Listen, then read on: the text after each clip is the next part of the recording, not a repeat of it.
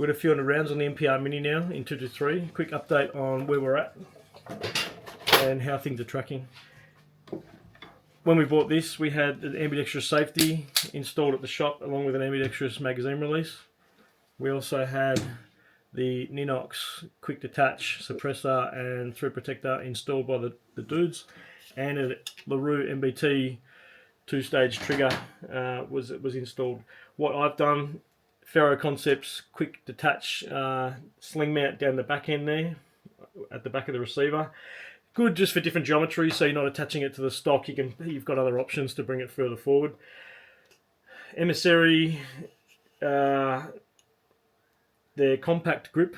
This is a nice size. It is quite small, but it's a nice shape. It's almost vertical and it's got this nice textured grip.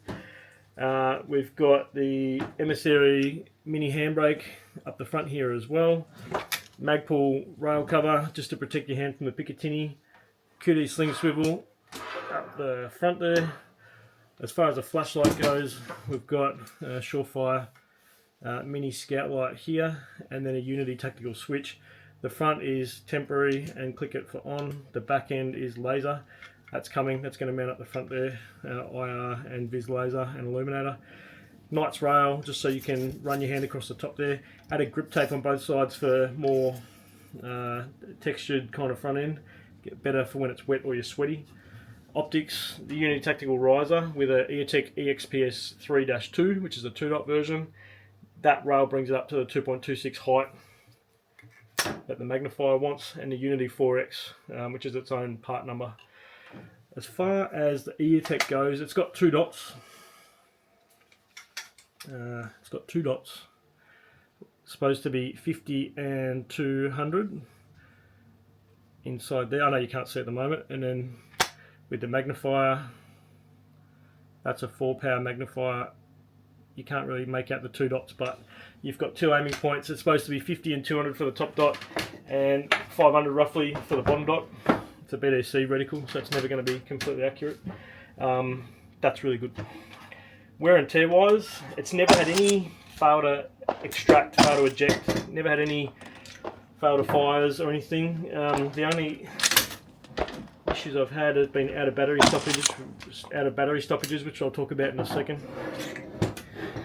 What we can see here is that the finishes aren't wearing off, it's wearing in, and the more you shoot this thing, the better it gets, and it's getting slicker and faster, and it's really, it's great. It's a really good rifle. No damage, no chunks missing, no nothing. It's just starting to bed in, and it's going really well. All the tolerances are good. It functions and feeds and fires flawlessly, which is great. Wedgetail has a habit of putting out really good products, I've found. Everything that they do seems to be refined and just really nice, which is refreshing, and it's yeah, it's good seeing from an Australian company the attention to detail. One thing that I have learnt about this rifle in particular, it's not a problem, it's just a training issue, and it's something you need to be aware of and comfortable with. With a Remington 7600 or an 870, the pump action rifles and shotguns, when you pump it, when it's cocked, it will actually lock it forward into battery. You can't open it until you press a release button. With this, it doesn't have that. So if you are shooting, you can fire it before the bolt is fully in battery, and what that means is that the firing pin, the hammer will flick up, like there. It'll hit the back of the bolt carrier. It never hit the firing pin, so it'll go click. It won't go bang. What you've got to do to rectify that, half cock it without creating a double feed. You can't go far back enough for the next round to spit up.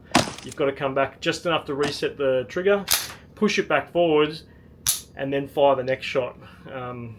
So that's something that's a problem when you're in a real hurry, when you're cracking rounds off and you're getting a little bit ahead of yourself.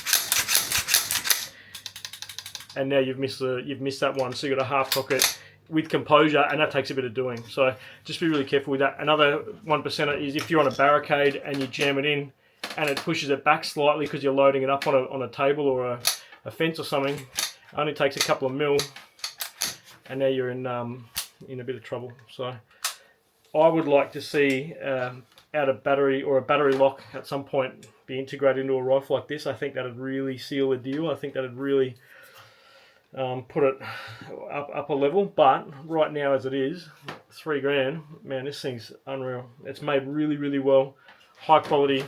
I haven't been nice to this thing. I've been smashing it, and it loves it. So we'll keep you updated. We'll keep you in a loop. But yeah, MPR Mini, Wedgetail, best rifle you can get at the moment. Thanks, dudes.